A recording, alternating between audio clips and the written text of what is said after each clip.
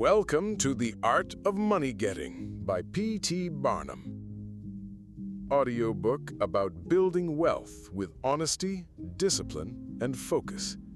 Brought to you by Rust Books. In the United States, where we have more land than people, it is not at all difficult for persons in good health to make money. In this comparatively new field, there are so many avenues of success open, so many vocations which are not crowded, that any person of either sex who is willing, at least for the time being, to engage in any respectable occupation that offers, may find lucrative employment. Those who really desire to attain an independence have only to set their minds upon it and adopt the proper means, as they do in regard to any other object which they wish to accomplish, and the thing is easily done. But however easy it may be found to make money, I have no doubt many of my hearers will agree it is the most difficult thing in the world to keep it. The road to wealth is, as Dr. Franklin truly says, as plain as the road to the mill. It consists simply in expending less than we earn. That seems to be a very simple problem. Mr. Micawber, one of those happy creations of the genial Dickens, puts the case in a strong light when he says that to have annual income of £20 per annum and spend £20 and sixpence is to be the most miserable of men. Whereas, to have an income of only £20 and spend but £19 and sixpence is to be the happiest of mortals. Many of my readers may say, "We understand this. This is economy, and we know economy is wealth. We know we can't eat our cake and keep it also." Yet, I beg to say that perhaps more cases of failure arise from mistakes on this point than almost any other. The fact is, many people think they understand economy when they really do not. True economy is misapprehended, and people go through life without properly comprehending what that principle is. One says, "I have an income of so much, and here is my neighbor who has the same, yet every year he gets something ahead and I fall short. Why is it? I know all about economy." He thinks he does, but he does not. There are men who think that economy consists in saving cheese parings and candle ends, in cutting off 2 pence from the laundress's bill, and doing all sorts of little, mean, dirty things. Economy is not meanness. The misfortune is, also, that this class of persons let their economy apply in only one direction. They fancy they are so wonderfully economical in saving a halfpenny where they ought to spend tuppence, that they think they can afford to squander in other directions. A few years ago, before kerosene oil was discovered or thought of, one might stop overnight at almost any farmer's house in the agricultural districts and get a very good supper, but after supper he might attempt to read in the sitting room and would find it impossible with the inefficient light of one candle. The hostess, seeing his dilemma, would say, "It is rather difficult to read here evenings. The proverb says you must have a ship at sea in order to be able to burn 2 candles at once. We never have an extra candle except on extra occasions. These extra occasions occur perhaps twice a year. In this way, the good woman saves $5, $6, or $10 in that time. But the information which might be derived from having the extra light would, of course, far outweigh a ton of candles." But the trouble does not end here. Feeling that she is so economical in tallow candies, she thinks she can afford to go frequently to the village and spend $20 or $30 for ribbons and furbelows, many of which are not necessary. This false connote may frequently be seen in men of business, and in those instances, it often runs to writing paper. You find good businessmen who save all the old envelopes and scraps and would not tear a new sheet of paper if they could avoid it for the world. This is all very well. They may in this way save $5 or $10 a year, but being so economical, only in no paper, they think they can afford to waste time, to have expensive parties, and to drive their carriages. This is an illustration of Dr. Franklin's saving at the spigot and wasting at the bunghole. Penny wise and pound foolish. Punch, in speaking of this one idea class of people, says they are like the man who bought a penny herring for his family's dinner and then hired a coach and 4 to take it home. I never knew a man to succeed by practicing this kind of economy. True economy consists in always making the income exceed the outgo. Wear the old clothes a little longer if necessary. Dispense with the new pair of gloves. Mend the old dress. Live on plainer food if need be, so that under all circumstances, unless some unforeseen accident occurs, there will be a margin in favor of the income. A penny here and a dollar there, placed at interest, goes on accumulating, and in this way, the desired result is attained. It requires some training, perhaps, to accomplish this economy, but when once used to it, you will find there is more satisfaction in rational saving than in irrational spending. Here's a recipe which I recommend. I have found it to work an excellent cure for extravagance and especially for mistaken economy. When you find that you have no surplus at the end of the year and yet have a good income, I advise you to take a few sheets of paper and form them into a book and mark down every item of expenditure. Post it every day or week in 2 columns, one headed necessities or even comforts and the other headed luxuries, and you will find that the latter column will be double, treble, and frequently 10 times greater than the former. The real comforts of life cost but a small portion of what most of us can earn. Dr. Franklin says, "It is the eyes of others and not our own eyes which ruin us. If all the world were blind except myself, I should not care for fine clothes or furniture. It is the fear of what Mrs. Grundy may say that keeps the noses of many worthy families to the grindstone." In America, many persons like to repeat, "We are all free and equal," but it is a great mistake in more senses than one. That we are born free and equal is a glorious truth in one sense, yet we are not all born equally rich, and we never shall be. One may say, there's a man who has an income of $50,000 per annum, while I have but $1,000. I knew that fellow when he was poor like myself. Now he is rich and thinks he's better than I am. I will show him that I'm as good as he is. I will go and buy a horse and buggy. No, I cannot do that, but I will go and hire one and ride this afternoon on the same road that he does, and thus prove to him that I am as good as he is. My friend, you need not take that trouble. You can easily prove that you are as good as he is. You have only to behave as well as he does, but you cannot make anybody believe that you are rich as he is.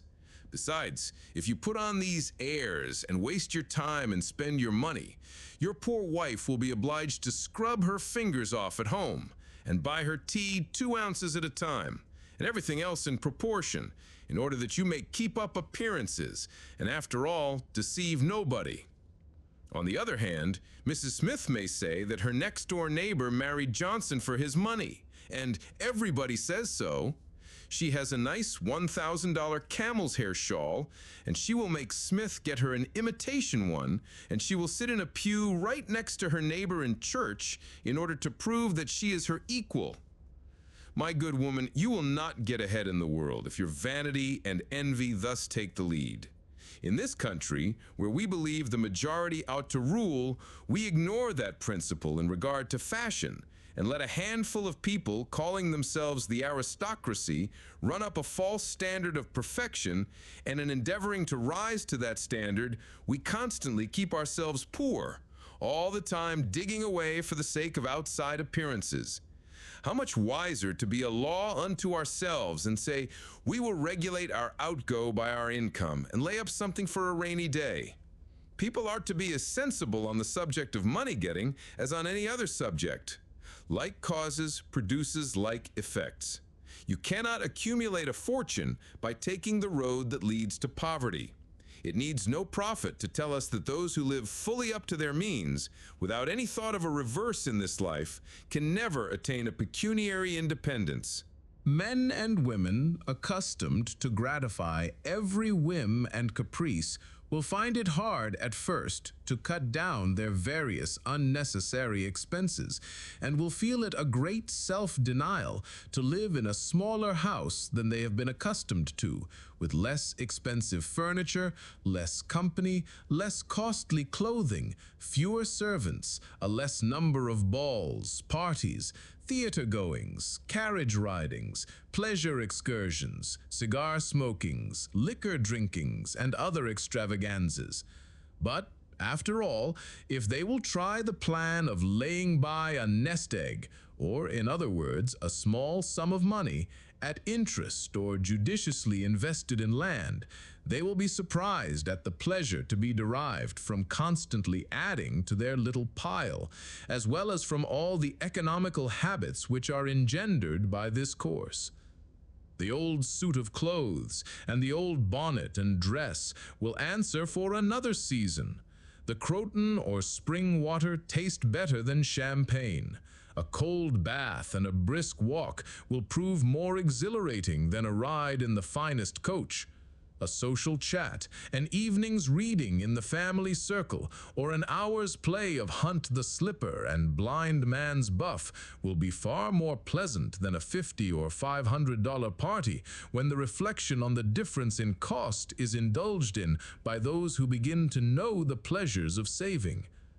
Thousands of men are kept poor, and tens of thousands are made so after they have acquired quite sufficient to support them well through life, in consequence of laying their plans of living on too broad a platform. Some families expend $20,000 per annum, and some much more, and would scarcely know how to live on less, while others secure more solid enjoyment frequently on a 20th part of that amount.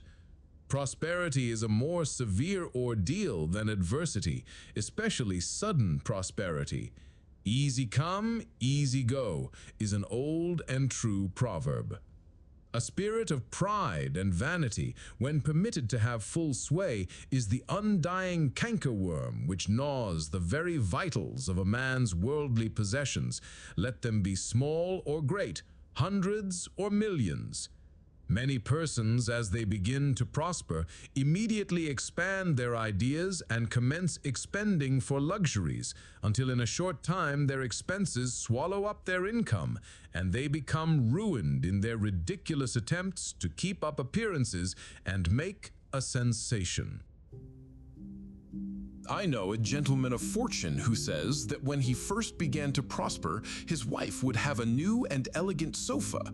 That sofa, he says, cost me $30,000. When the sofa reached the house, it was found necessary to get chairs to match, then sideboards, carpets, and tables to correspond with them, and so on through the entire stock of furniture.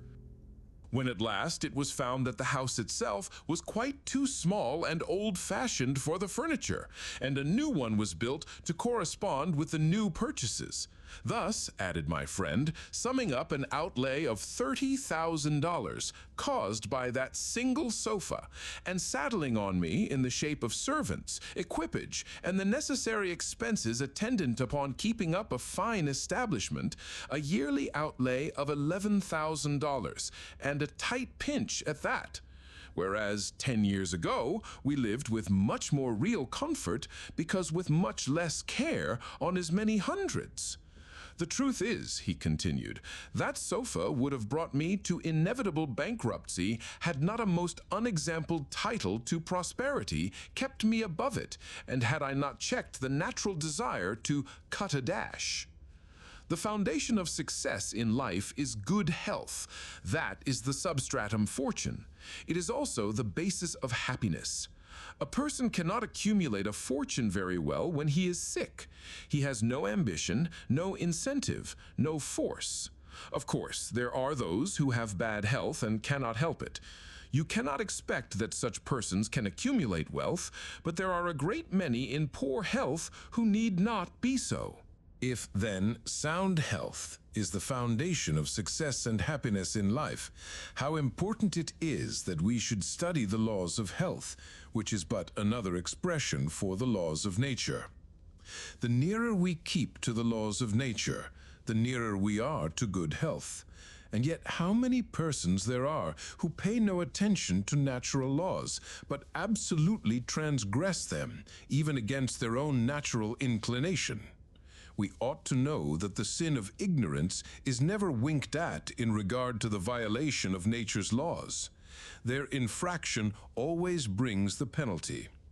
A child may thrust its finger into the flames without knowing it will burn, and so suffers. Repentance even will not stop the smart. Many of our ancestors knew very little about the principle of ventilation. They did not know much about oxygen, whatever other jinn they might have been acquainted with, and consequently, they built their houses with little 7 by 9 feet bedrooms, and these good old pious Puritans would lock themselves up in one of these cells, say their prayers, and go to bed. In the morning, they would devoutly return thanks for the preservation of their lives during the night, and nobody had better reason to be thankful. Probably some big crack in the window or in the door let in a little fresh air and thus saved them.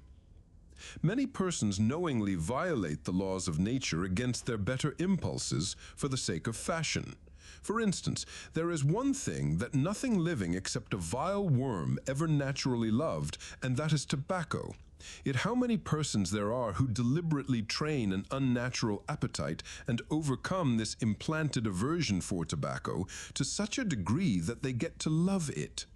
They have got hold of a poisonous, filthy weed, or rather, that takes a firm hold of them. Here are married men who run about spitting tobacco juice on the carpet and floors, and sometimes even upon their wives besides.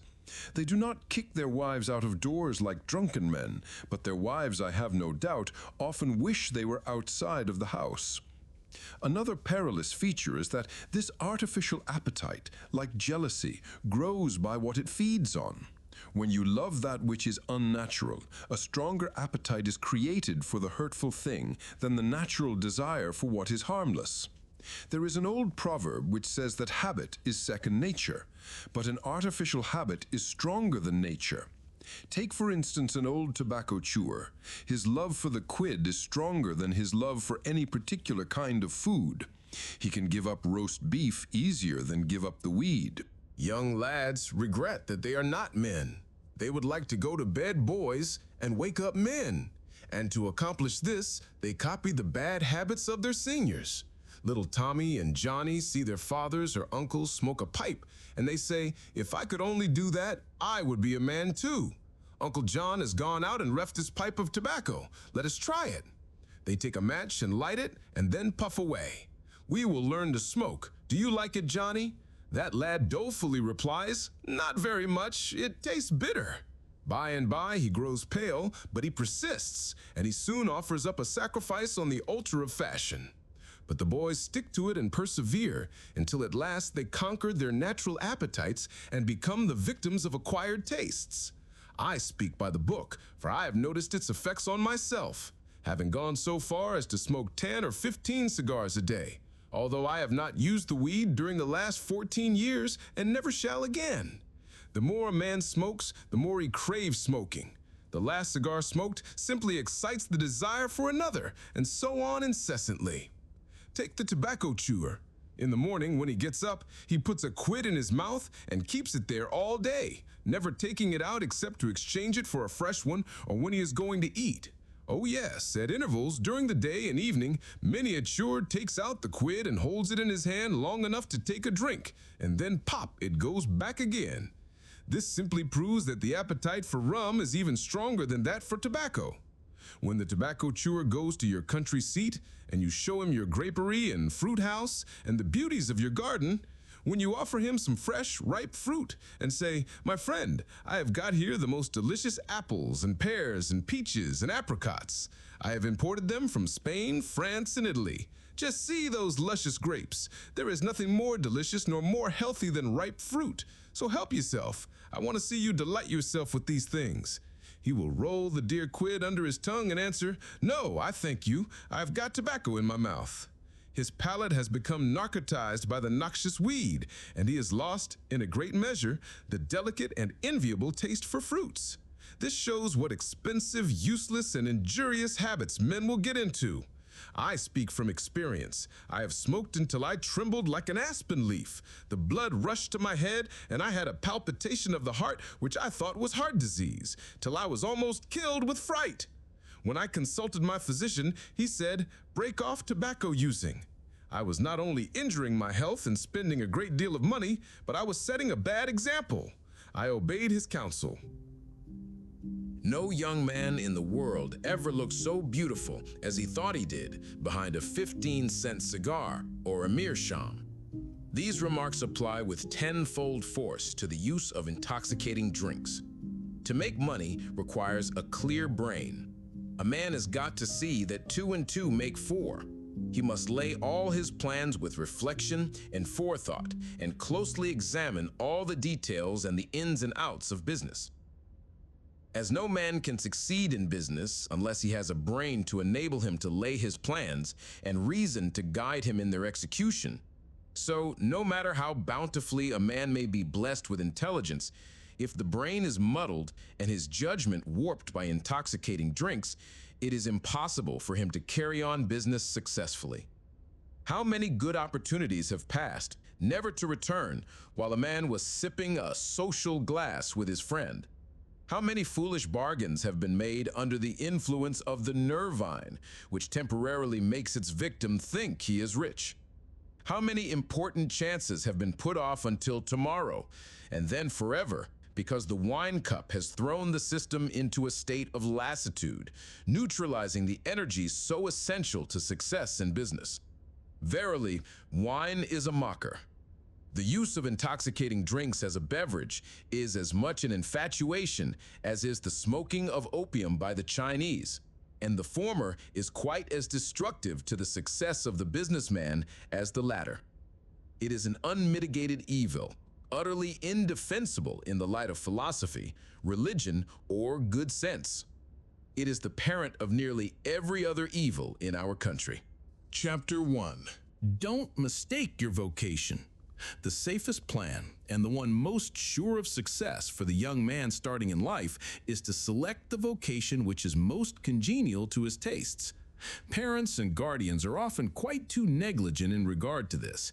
It's very common for a father to say, for example, "I have 5 boys. I will make Billy a clergyman, John a lawyer, Tom a doctor, and Dick a farmer." He then goes into town and looks about to see what he will do with Sammy. He returns home and says, "Sammy, I see watchmaking is a nice genteel business. I think I will make you a goldsmith." He does this regardless of Sam's natural inclinations or genius. We are all, no doubt, born for a wise purpose. There's as much diversity in our brains as in our countenances. Some are born natural mechanics, while some have great aversion to machinery. Let a dozen boys of 10 years get together, and you will soon observe 2 or 3 are whittling out some ingenious device, working with locks or complicated machinery. When they were but 5 years old, their father could find no toy to please them like a puzzle. They are natural mechanics, but the other 8 or 9 boys have different aptitudes. I belong to the latter class. I never had the slightest love for mechanism. On the contrary, I have a sort of abhorrence for complicated machinery. I never had ingenuity enough to whittle a cider tap so it would not leak. I never could make a pen that I could write with, or understand the principle of a steam engine. If a man was to take such a boy as I was and attempt to make a watchmaker of him, the boy might, after an apprenticeship of 5 or 7 years, be able to take apart and put together a watch. But all through life he would be working uphill and seizing every excuse for leaving his work and idling away his time. Watchmaking is repulsive to him. Unless a man enters upon the vocation intended for him by nature and best suited to his peculiar genius, he cannot succeed.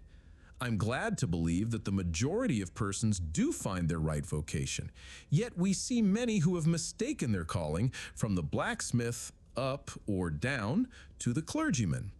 You will see, for instance, that extraordinary linguist, the learned blacksmith, who ought to have been a teacher of languages. And you may have seen lawyers, doctors, and clergymen who were better fitted by nature for the anvil or the lapstone. Chapter 2. Select the right location. After securing the right vocation, you must be careful to select the proper location. You may have been cut out for a hotel keeper, and they say it requires a genius to know how to keep a hotel. You might conduct a hotel like clockwork and provide satisfactorily for 500 guests every day. Yet, if you should locate your house in a small village where there is no railroad communication or public travel, the location would be your ruin. It is equally important that you do not commence business where there are already enough to meet all demands in the same occupation. I remember a case which illustrates this subject. When I was in London in 1858, I was passing down Holborn with an English friend and came to the penny shows. They had immense cartoons outside, portraying the wonderful curiosities to be seen all for a penny. Being a little in the show line myself, I said, "Let us go in here." We soon found ourselves in the presence of the illustrious showman, and he proved to be the sharpest man in that line I had ever met. He told us some extraordinary stories in reference to his bearded ladies, his albinos, and his armadillos, which we could hardly believe, but thought it better to believe it than look after the proof. He finally begged to call our attention to some wax statuary and showed us a lot of the dirtiest and filthiest wax figures imaginable. They looked as if they had not seen water since the deluge. "What is there so wonderful about your statuary?" I asked. "I beg you not to speak so satirically," he replied. "Sir, these are not Madame Tussaud's wax figures, all covered with gilt and tinsel and imitation diamonds, and copied from engravings and photographs. Mine, sir, were taken from life. Whenever you look upon one of those figures, you may consider that you are looking upon the living individual." Glancing casually at them, I saw one labeled Henry VIII, and feeling a little curious upon seeing that it looked like Calvin Edson, the living skeleton, I said, "Do you call that Henry VIII? He replied, "Certainly, sir. It was taken from life at Hampton Court by special order of His Majesty on such and such a day." He would have given the hour of the day if I had resisted. I said, "Everybody knows that Henry VIII was a great stout old king, and that figure is lean and lank. What do you say to that?" "Why," he replied, "you would be lean and lank yourself if you sat there as long as he has." There was no resisting such arguments. I said to my English friend, "Let us go out. Do not tell him who I am. I show the white feather. He beats me." He followed us to the door, and seeing the rabble in the street, he called out, "Ladies and gentlemen, I beg to draw your attention to the respectable character of my visitors," pointing to us as we walked away. I called upon him a couple of days afterwards, told him who I was, and said, "My friend, you are an excellent showman, but you have selected a bad location." He replied, "This is true, sir. I feel that all my talents are thrown away, but what can I do?" "You can go to America," I replied. "You can give full play to your faculties over there. You will find plenty of elbow room in America. I will engage you for 2 years. After that, you will be able to go on your own account." He accepted my offer and remained 2 years in my New York museum. He then went to New Orleans and carried on a traveling show business during the summer. Today, he's worth $60,000 simply because he selected the right vocation and also secured the proper location. The old proverb says, 3 removes are as bad as a fire. But when a man is in the fire, it matters but little how soon or how often he removes. Chapter 3. Avoid debt. Young men starting in life should avoid running into debt. There is scarcely anything that drags a person down like debt. It is a slavish position to get in, yet we find many a young man, hardly out of his teens, running in debt. He meets a chum and says, "Look at this, I've got trusted for a new suit of clothes." He seems to look upon the clothes as so much given to him. Well, it frequently is so, but if he succeeds in paying and then gets trusted again, he's adopting a habit which will keep him in poverty through life. Debt robs a man of his self-respect and makes him almost despise himself. Grunting and groaning and working for what he has eaten up or worn out, and now when he is called upon to pay up, he has nothing to show for his money. This is properly termed working for a dead horse. I do not speak of merchants buying and selling on credit, or of those who buy on credit in order to turn the purchase to a profit. The old Quaker said to his farmer son, "John, never get trusted. But if thee gets trusted for anything, let it be for manure, because that will help thee pay it back again." Mr. Beecher advised young men to get in debt if they could to a small amount in the purchase of land in the country districts. If a young man, he says, will only get in debt for some land and then get married, these two things will keep him straight or nothing will. This may be safe to a limited extent, but getting in debt for what you eat and drink and wear is to be avoided. Some families have a foolish habit of getting credit at the stores and thus frequently purchase many things which might have been dispensed with. It is all very well to say I have got trusted for 60 days, and if I don't have the money, the creditor will think nothing about it. There is no class of people in the world who have such good memories as creditors. When the 60 days run out, you will have to pay. If you do not pay, you will break your promise and probably resort to a falsehood. You may make some excuse or get in debt elsewhere to pay it, but that only involves you the deeper. A good-looking, lazy young fellow was the apprentice boy Horatio. His employer said, "Horatio, did you ever see a snail?" "I think I have," he drawled out. "You must have met him then, for I am sure you never overtook one," said the boss. Your creditor will meet you or overtake you and say, "Now, my young friend, you agreed to pay me. You have not done it. You must give me your note." You give the note on interest, and it commences working against you. It is a dead horse. The creditor goes to bed at night and wakes up in the morning better off than when he retired to bed because his interest has increased during the night, but you grow poorer while you are sleeping, for the interest is accumulating against you. Money is in some respects like fire. It is a very excellent servant, but a terrible master. When you have it mastering you, when interest is constantly piling up against you, it will keep you down in the worst kind of slavery. But let money work for you, and you have the most devoted servant in the world. It is no eye servant. There is nothing animate or inanimate that will work so faithfully as money when placed at interest, well secured. It works night and day and in wet or dry weather.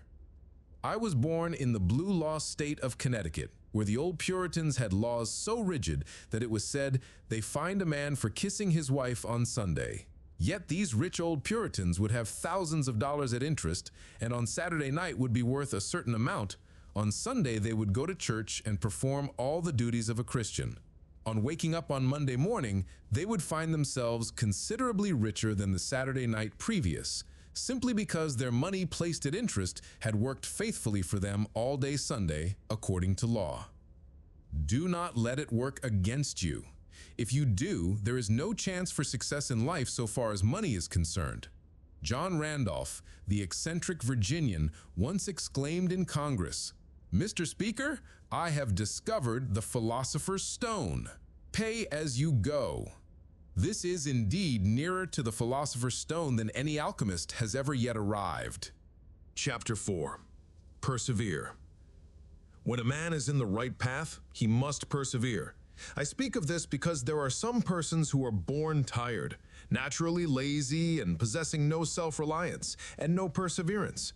But they can cultivate these qualities, as Davy Crockett said. "This thing remember, when I am dead. Be sure you are right, then go ahead."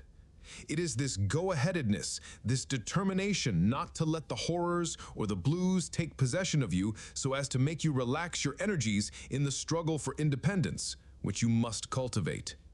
How many have almost reached the goal of their ambition, but losing faith in themselves have relaxed their energies and the golden prize has been lost forever. It is no doubt often true, as Shakespeare says, "There is a tide in the affairs of men, which, taken at the flood, leads on to fortune. If you hesitate, some bolder hand will stretch out before you and get the prize. Remember the proverb of Solomon, 'He becometh poor that dealeth with a slack hand, but the hand of the diligent maketh rich.'" Perseverance is sometimes but another word for self-reliance. Many persons naturally look on the dark side of life and borrow trouble. They are born so. Then they ask for advice, and they will be governed by one wind and blown by another, and cannot rely upon themselves. Until you can get so that you can rely upon yourself, you need not expect to succeed. I have known men, personally who have met with pecuniary reverses and absolutely committed suicide because they thought they could never overcome their misfortune. But I have known others who have met more serious financial difficulties and have bridged them over by simple perseverance, aided by a firm belief that they were doing justly and that providence would overcome evil with good. You will see this illustrated in any sphere of life. Take two generals. Both understand military tactics, both educated at West Point, if you please, both equally gifted. Yet one having this principle of perseverance and the other lacking it, the former will succeed in his profession, while the latter will fail. One may hear the cry, "The enemy are coming, and they have got cannon." "Got cannon?" says the hesitating general. "Yes, then halt every man!" He wants time to reflect. His hesitation is his ruin. The enemy passes unmolested or overwhelms him, while on the other hand, the general of pluck, perseverance, and self-reliance goes into battle with a will, and amid the clash of arms, the booming of cannon, the shrieks of the wounded, and the moans of the dying, you will see this man persevering, going on, cutting and slashing his way through with unwavering determination, inspiring his soldiers to deeds of fortitude, valor, and triumph. Whatever you do, do it with all your might. Work at it, if necessary, early and late, in season and out of season, not leaving a stone unturned, and never deferring for a single hour that which can be done just as well now. The old proverb is full of truth and meaning. Whatever is worth doing at all is worth doing well.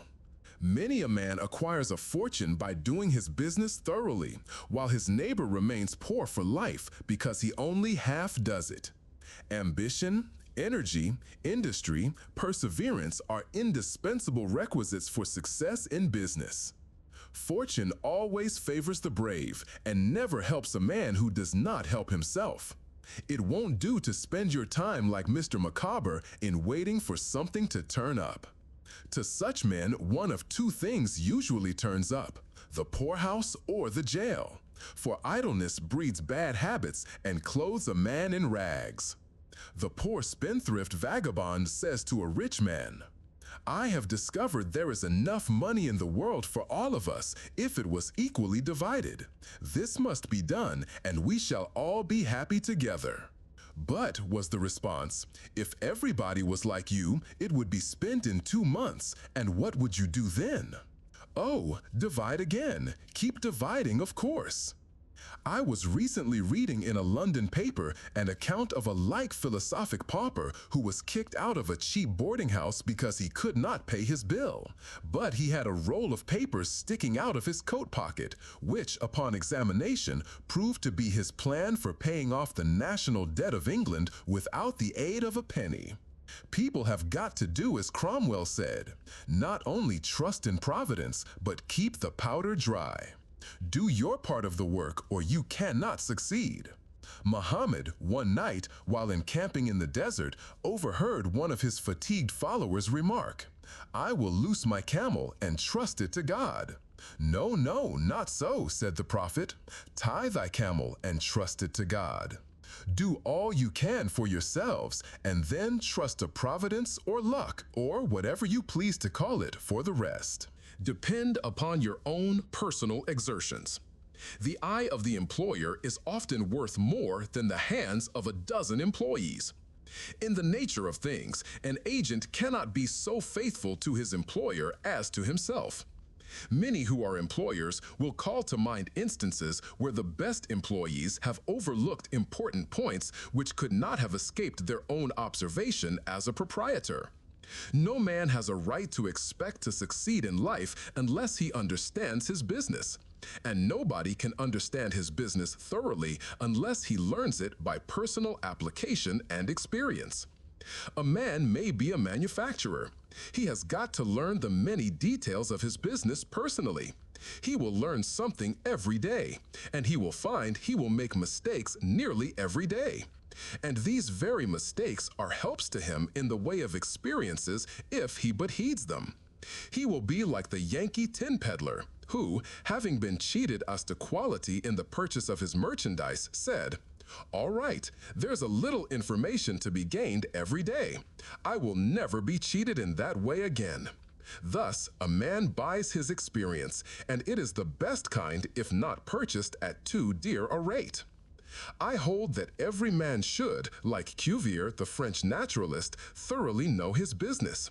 So proficient was he in the study of natural history that you might bring to him the bone or even a section of a bone of an animal which he had never seen described, and, reasoning from analogy, he would be able to draw a picture of the object from which the bone had been taken. On one occasion, his students attempted to deceive him.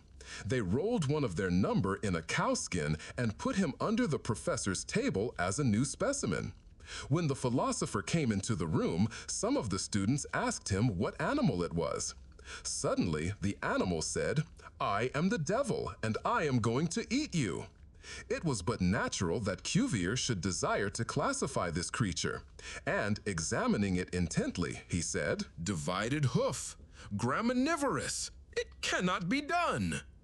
He knew that an animal with a split hoof must live upon grass and grain or other kind of vegetation and would not be inclined to eat flesh, dead or alive, so he considered himself perfectly safe. The possession of a perfect knowledge of your business is an absolute necessity in order to ensure success. Among the maxims of the elder Rothschild was one, all apparent paradox: be cautious and bold. This seems to be a contradiction in terms, but it is not, and there is great wisdom in the maxim. It is, in fact, a condensed statement of what I have already said. It is to say, you must exercise your caution in laying your plans, but be bold in carrying them out. A man who is all caution will never dare to take hold and be successful, and a man who is all boldness is merely reckless and must eventually fail. A man may go on change and make $50,000 or $100,000 in speculating in stocks at a single operation. But if he has simple boldness without caution, it is mere chance, and what he gains today, he will lose tomorrow. You must have both the caution and the boldness to ensure success. The Rothschilds have another maxim: never have anything to do with an unlucky man or place. That is to say, never have anything to do with a man or place which never succeeds.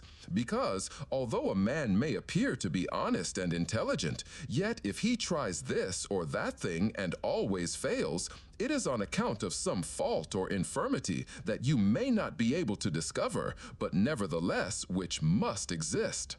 There is no such thing in the world as luck. There never was a man who could go out in the morning and find a purse full of gold in the street today, and another tomorrow, and so on day after day. He may do so once in his life, but so far as mere luck is concerned, he is as liable to lose it as to find it. Like causes produce like effects. If a man adopts the proper methods to be successful, luck will not prevent him.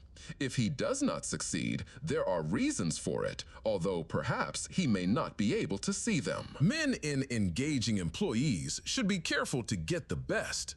Understand, you cannot have two good tools to work with, and there is no tool you should be so particular about as living tools.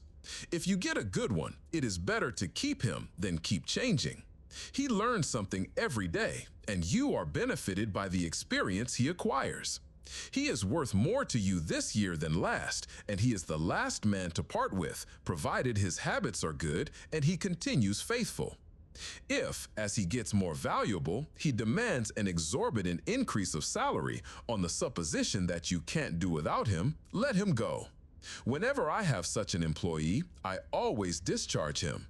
First, to convince him that his place may be supplied, and second, because he is good for nothing if he thinks he is invaluable and cannot be spared.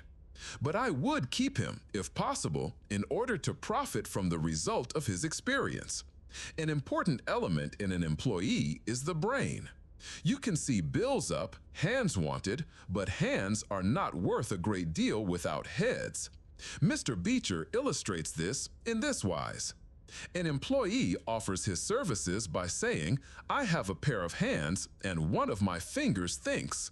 "That is very good," says the employer. Another man comes along and says he has two fingers that think. "Ah, that is better." But a third calls in and says that all his fingers and thumbs think. "That is better still." Finally, another steps in and says, "I have a brain that thinks. I think all over. I am a thinking as well as a working man." "You are the man I want," says the delighted employer. Those men who have brains and experience are therefore the most valuable and not to be readily parted with. It is better for them, as well as yourself, to keep them at reasonable advances in their salaries from time to time. Don't get above your business. Young men, after they get through their business training or apprenticeship, instead of pursuing their avocation and rising in their business, will often lie about doing nothing. They say, "I have learned my business, but I am not going to be a hireling. What is the object of learning my trade or profession unless I establish myself?" Have you capital to start with? No, but I am going to have it. How are you going to get it? I will tell you confidentially, I have a wealthy old aunt and she will die pretty soon. But if she does not, I expect to find some rich old man who will lend me a few thousands to give me a start. If I only get the money to start with, I will do well. There is no greater mistake than when a young man believes he will succeed with borrowed money. Why? Because every man's experience coincides with that of Mr. Astor, who said, "It was more difficult for him to accumulate his first $1,000 than all the succeeding millions that made up his colossal fortune." Money is good for nothing unless you know the value of it by experience. Give a boy $20,000 and put him in business, and the chances are that he will lose every dollar of it before he is a year older. Like buying a ticket in the lottery and drawing a prize, it is easy come, easy go. He does not know the value of it. Nothing is worth anything unless it costs effort. Without self-denial and economy, patience and perseverance, and commencing with capital which you have not earned, you are not sure to succeed in accumulating. Young men, instead of waiting for dead men's shoes, should be up and doing, for there is no class of persons who are so unaccommodating in regard to dying as these rich old people, and it is fortunate for the expectant heirs that it is so.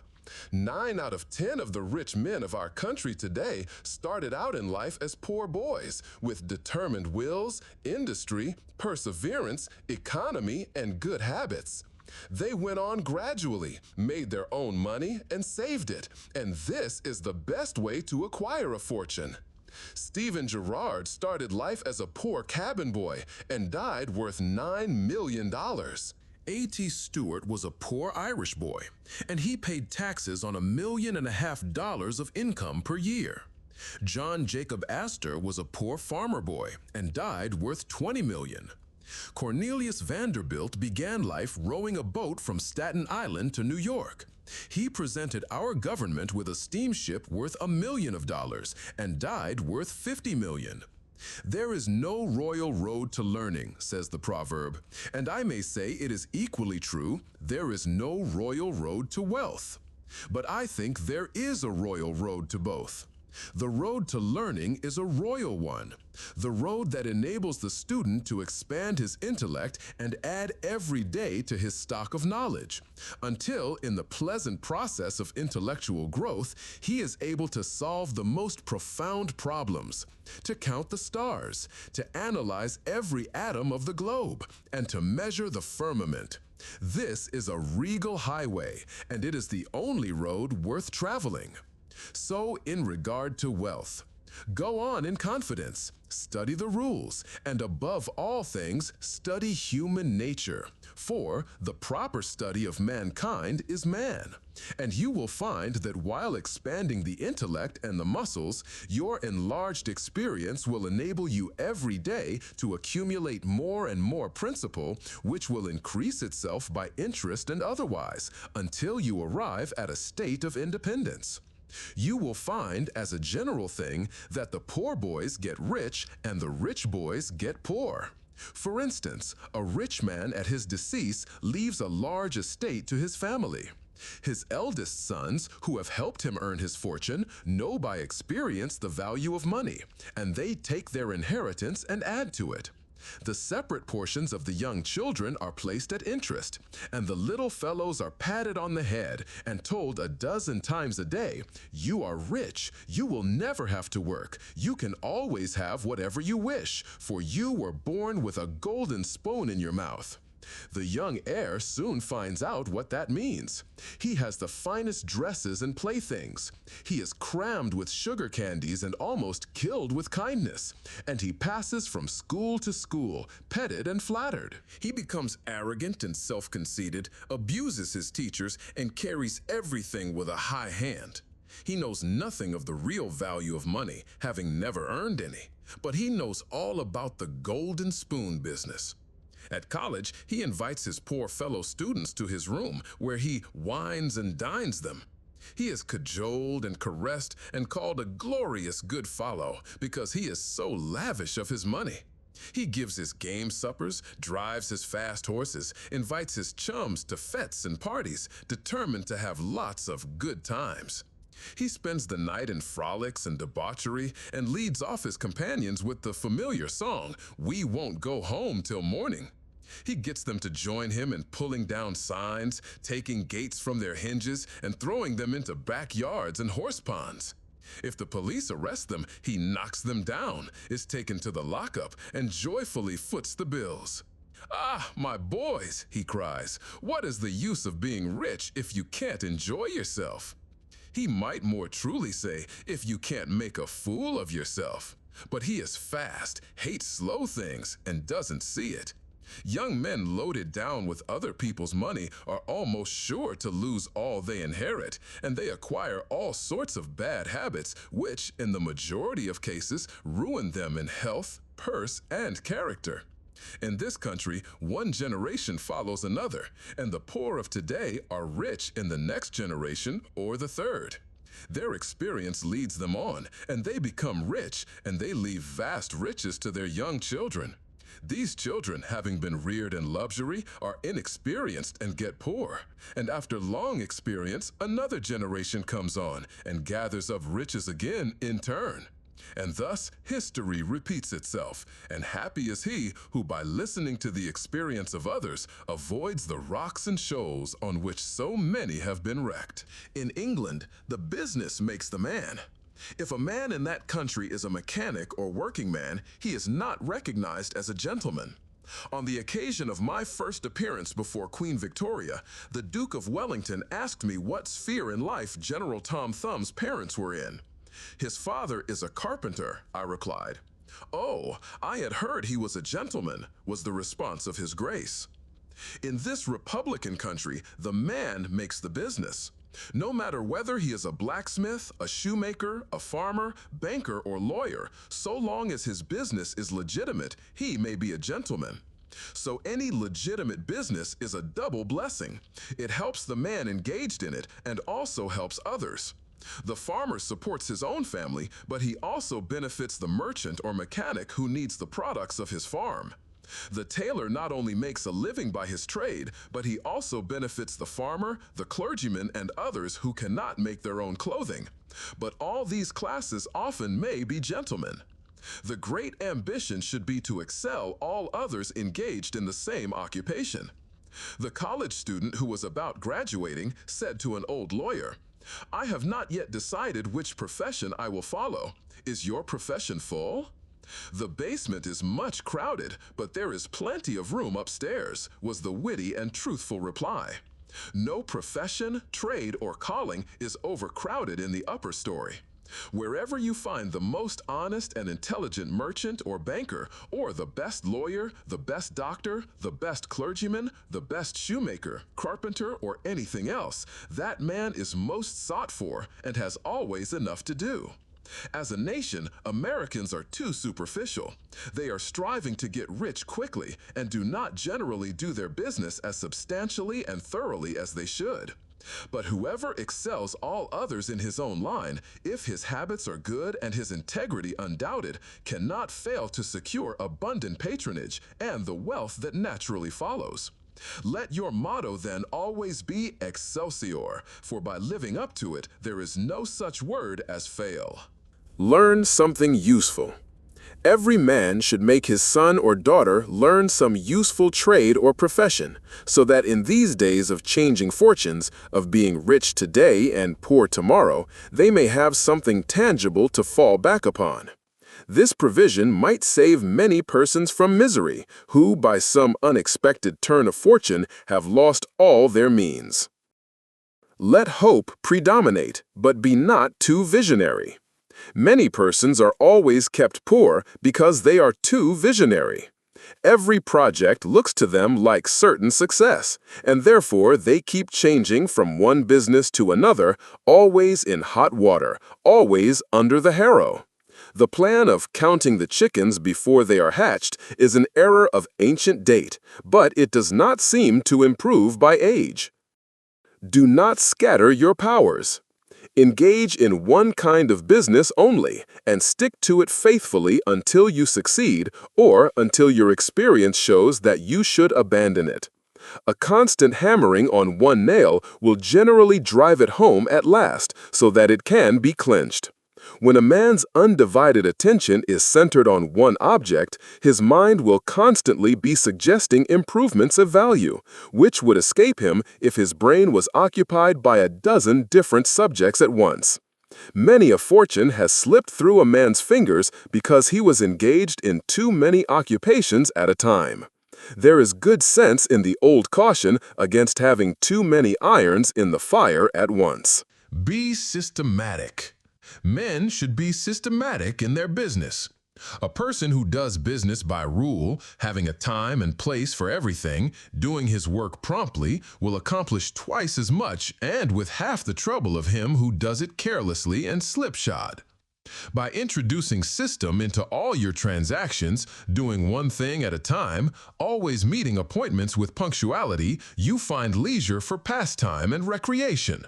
Whereas the man who only half does one thing and then turns to something else and half does that will have his business at loose ends and will never know when his day's work is done, for it never will be done. Of course, there is a limit to all these rules.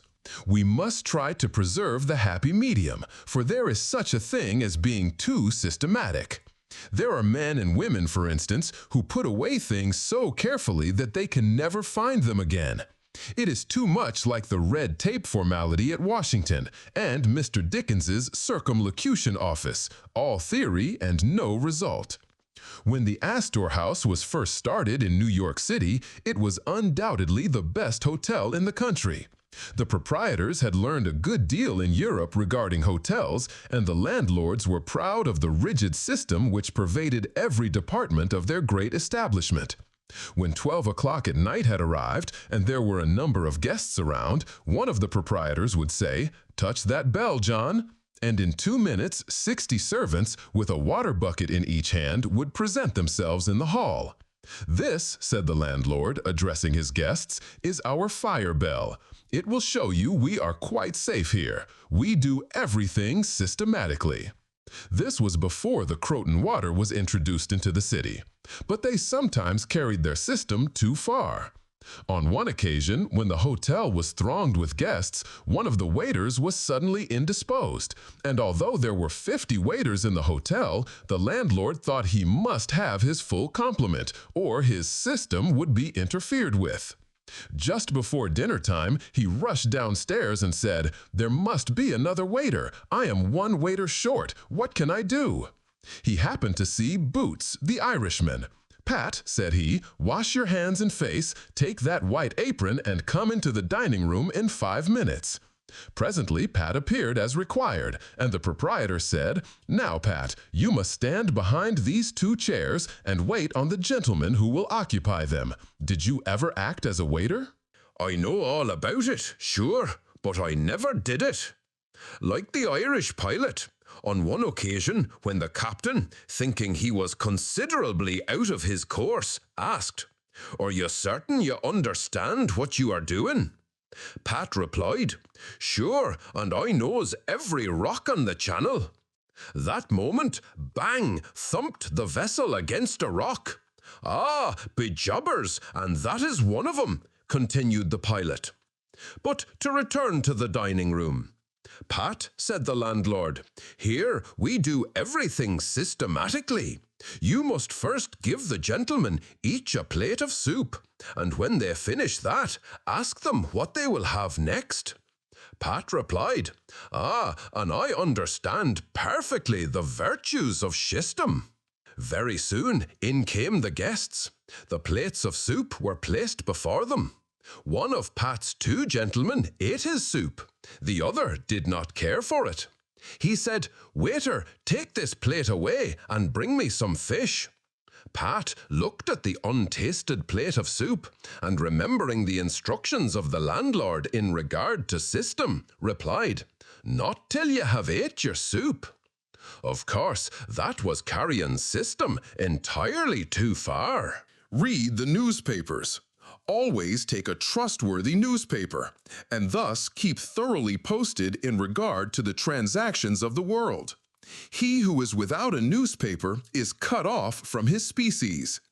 In these days of telegraphs and steam, many important inventions and improvements in every branch of trade are being made, and he who don't consult the newspapers will soon find himself and his business left out in the cold. Beware of outside operations. We sometimes see men who have obtained fortunes suddenly become poor.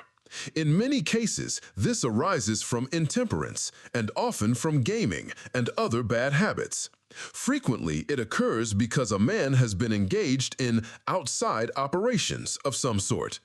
When he gets rich in his legitimate business, he is told of a grand speculation where he can make a score of thousands.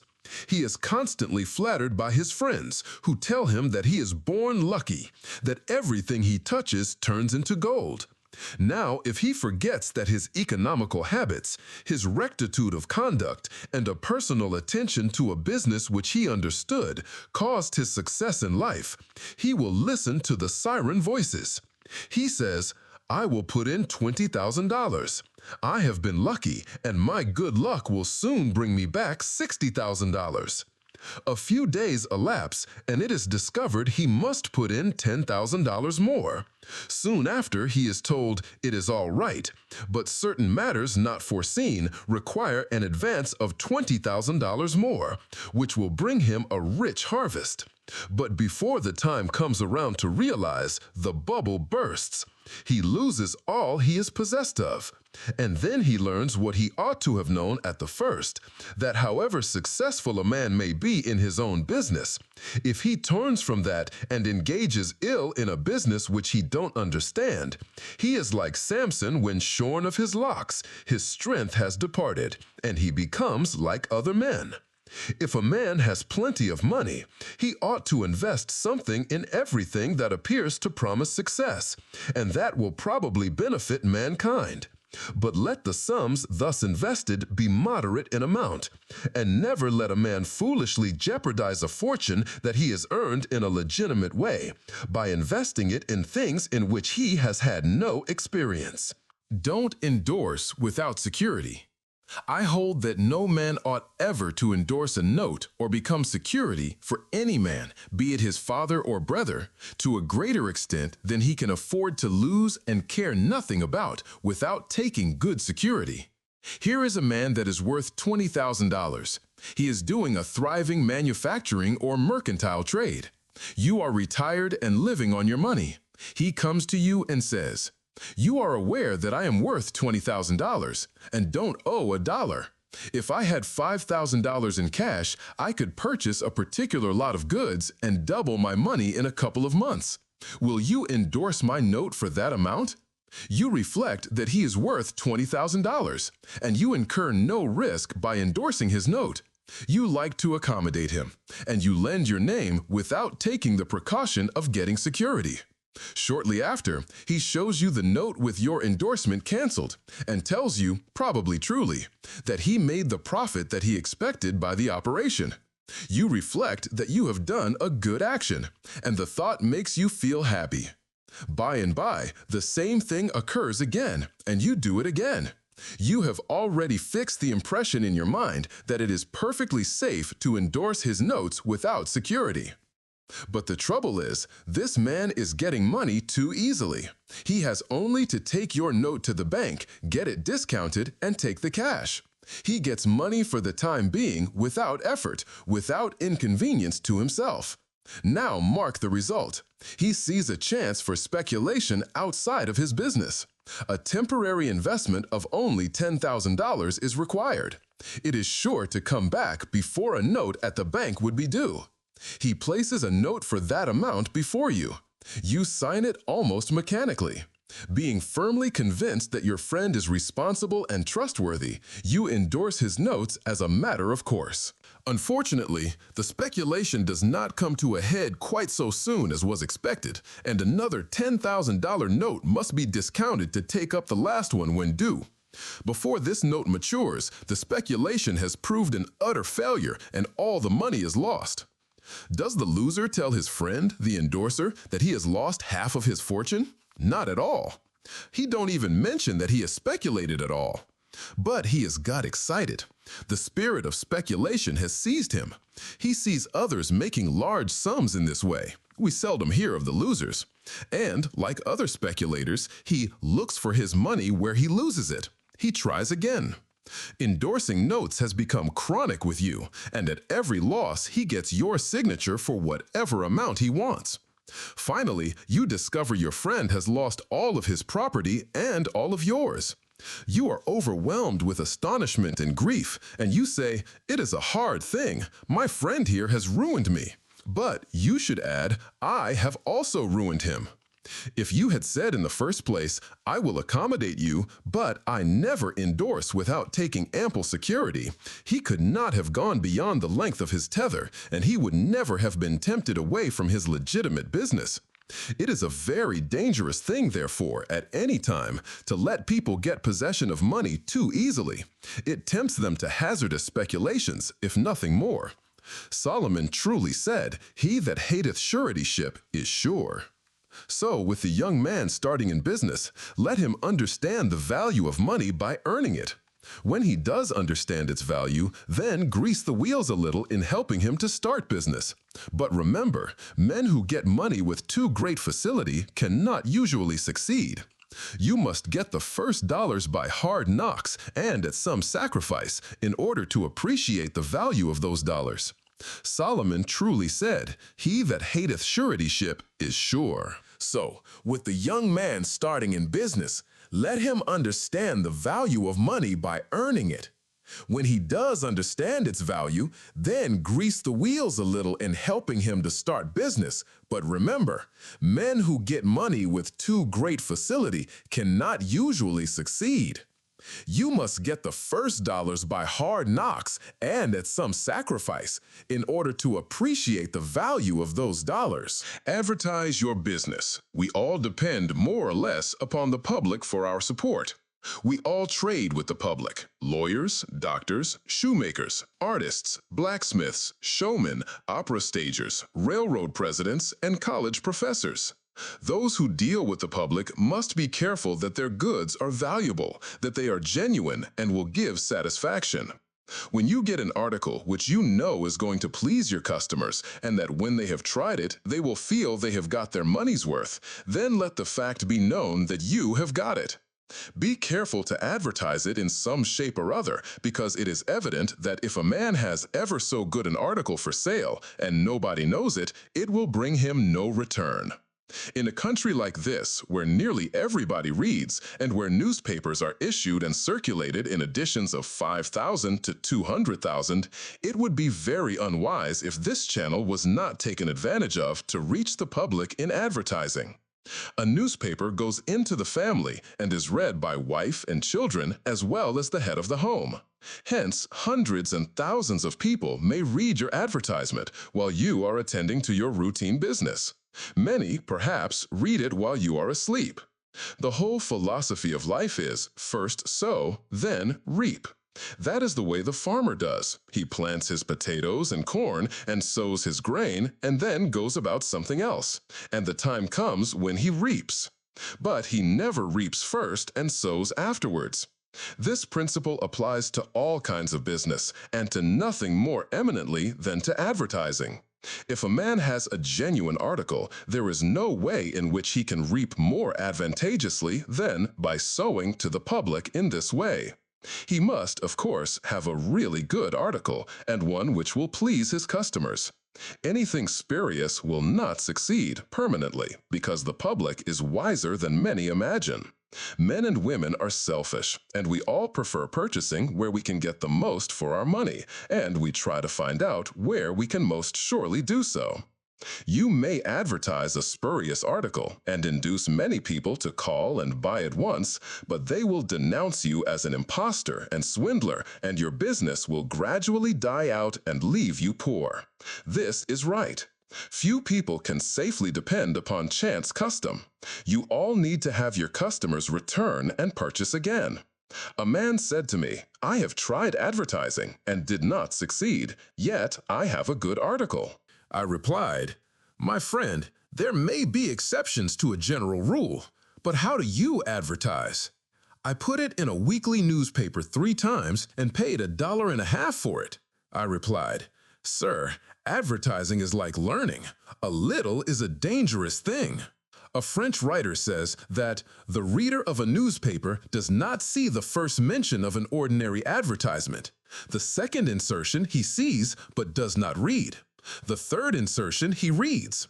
The fourth insertion he looks at the price. The fifth insertion he speaks of it to his wife. The sixth insertion he is ready to purchase. And the seventh insertion he purchases. Your object in advertising is to make the public understand what you have got to sell. And if you have not the pluck to keep advertising until you have imparted that information, all the money you have spent is lost. You are like the fellow who told the gentleman if he would give him 10 cents, it would save him $1. "How can I help you so much with so small a sum?" asked the gentleman in surprise. "I started out this morning," hiccuped the fellow, "with the full determination to get drunk, and I have spent my only $1 to accomplish the object, and it has not quite done it. 10 cents worth more of whiskey would just do it, and in this manner I should save the $1 already expended." So, a man who advertises at all must keep it up until the public know who and what he is and what his business is, or else the money invested in advertising is lost. Some men have a peculiar genius for writing a striking advertisement, one that will arrest the attention of the reader at first sight. This fact, of course, gives the advertiser a great advantage. Sometimes a man makes himself popular by an unique sign or a curious display in his window. Recently, I observed a swing sign extending over the sidewalk in front of a store on which was the inscription in plain letters, "Don't read the other side." Of course I did, and so did everybody else. And I learned that the man had made all independence by first attracting the public to his business in that way and then using his customers well afterwards. Jenin, the hatter, bought the first Jenny Lind ticket at auction for $225 because he knew it would be a good advertisement for him. "Who is the bidder?" said the auctioneer as he knocked down that ticket at Castle Garden. "Jenin, the hatter," was the response. Here were thousands of people from the Fifth Avenue and from distant cities in the highest stations in life. "Who is Jenin, the hatter?" they exclaimed. They had never heard of him before. The next morning, the newspapers and telegraph had circulated the facts from Maine to Texas, and from 5 to 10 millions of people had read that the tickets sold at auction for Jenny Lind's first concert amounted to about $20,000, and that a single ticket was sold at $225 to Jenin the Hatter. Men throughout the country involuntarily took off their hats to see if they had a Jenin hat on their heads.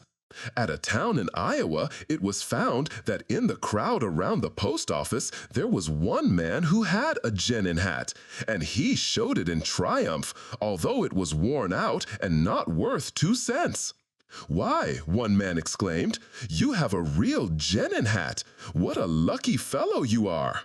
Another man said, "Hang on to that hat. It will be a valuable heirloom in your family." Still another man in the crowd, who seemed to envy the possessor of this good fortune, said, "Come, give us all a chance. Put it up at auction." He did so, and it was sold as a keepsake for $9.50. What was the consequence to Mr. Genin? He sold 10,000 extra hats per annum the first 6 years. 9/10 of the purchasers bought of him, probably out of curiosity, and many of them, finding that he gave them an equivalent for their money, became his regular customers. This novel advertisement first struck their attention, and then, as he made a good article, they came again. Now, I don't say that everybody should advertise as Mr. Genin did, but I say if a man has got goods for sale and he don't advertise them in some way, the chances are that someday the sheriff will do it for him. Nor do I say that everybody must advertise in a newspaper, or indeed use printer's ink at all. On the contrary, although that article is indispensable in the majority of cases, yet doctors and clergymen, and sometimes lawyers and some others, can more effectively reach the public in some other manner. But it is obvious they must be known in some way, else how could they be supported? Be polite and kind to your customers. Politeness and civility are the best capital ever invested in business. Large stores, gilt signs, flaming advertisements will all prove unavailing if you or your employees treat your patrons abruptly. The truth is, the more kind and liberal a man is, the more generous will be the patronage bestowed upon him. Like begets like. The man who gives the greatest amount of goods of a corresponding quality for the least sum, still reserving for himself a profit, will generally succeed best in the long run. This brings us to the golden rule. As ye would that men should do to you, do ye also to them, and they will do better by you than if you always treated them as if you wanted to get the most you could out of them for the least return. Men who drive sharp bargains with their customers, acting as if they never expected to see them again, will not be mistaken. They will never see them again as customers. People don't like to pay and get kicked also. One of the ushers in my museum once told me he intended to whip a man who was in the lecture room as soon as he came out. "What for?" I inquired.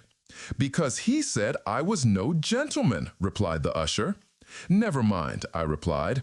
"He pays for that, and you will not convince him you are a gentleman by whipping him. I cannot afford to lose a customer. If you whip him, he will never visit the museum again, and he will induce friends to go with him to other places of amusement instead of this, and thus, you see, I should be a serious loser." "But he insulted me," muttered the usher. "Exactly," I replied. "And if he owned the museum and you had paid him for the privilege of visiting it, and he had then insulted you, there might be some reason in your resenting it.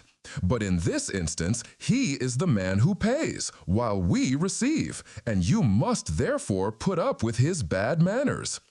My usher laughingly remarked that this was undoubtedly the true policy, but he added that he should not object to an increase of salary if he was expected to be abused in order to promote my interest. Be charitable. Of course, men should be charitable because it is a duty and a pleasure.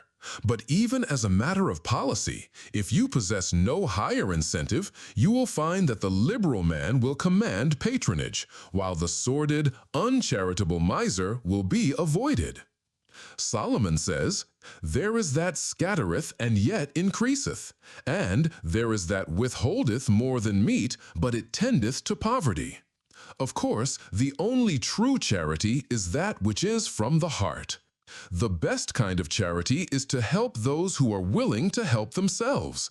Promiscuous almsgiving without inquiring into the worthiness of the applicant is bad in every sense.